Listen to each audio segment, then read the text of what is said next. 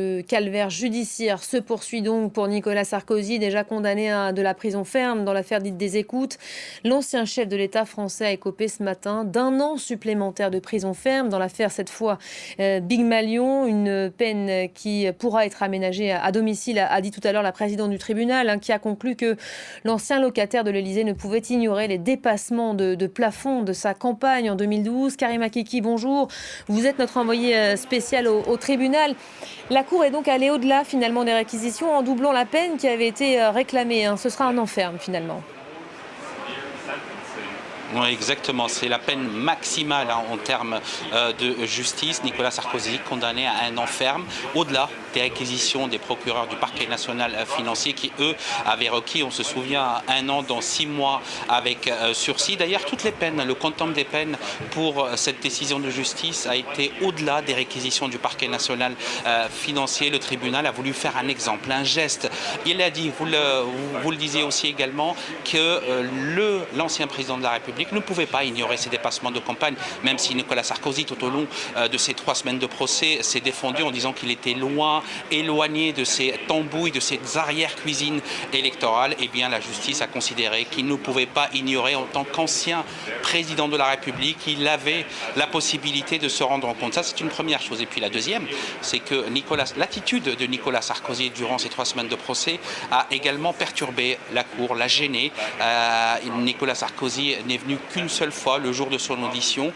Il n'a pas suivi le procès. Eh bien, cette attitude désinvolte a été dénoncée d'abord par les 2 procureurs du parquet national financier, mais également par la présidente du TGI, qualifiant sa position de désinvolture. Et puis Nicolas Sarkozy, qui pour se défendre a dit que lui n'était pas dans les comptes, n'était pas dans l'arrière-cuisine électorale et qu'il avait autre chose à faire. Eh bien, le tribunal vient de lui rappeler que c'était de sa responsabilité. Il ne pouvait pas ignorer ces dépassements de campagne et ces prises illégales et de financement illégal pour sa campagne de 2012. Nicolas Sarkozy qui n'est évidemment pas seul à être jugé dans ce dossier. Les peines des autres coprévenus, ils sont 13 autres, elles vont de 2 à 3 ans et demi de prison.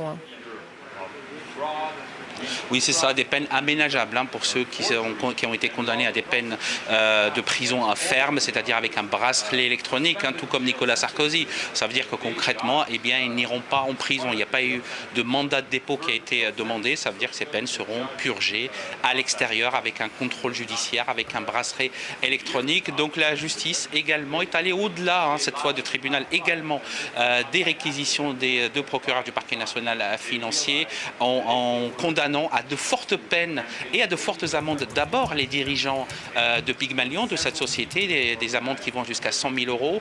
Et puis pour les dirigeants de l'UMP, dont Jérôme Lavrieux, eh bien les condamnations sévères également, très sévères de la justice, avec des peines, vous le disiez, de prison ferme aménagées, mais également l'impossibilité pour eux d'avoir une carrière politique, de poursuivre dans la politique parce que leurs droits civiques ont été suspendus pour 5 ans. Tous ont la possibilité d'interjeter appel de cette décision. D'ailleurs, on attend une déclaration des conseils de Nicolas Sarkozy. Ça veut dire quoi? Bien, ça veut dire qu'ils ont la possibilité de faire appel de cette décision. Et dans ces cas-là, tous se considérer comme innocents. Il y aura un nouveau procès, cette fois dans 1 an, pour confirmer ou pas ces peines de première instance. Merci.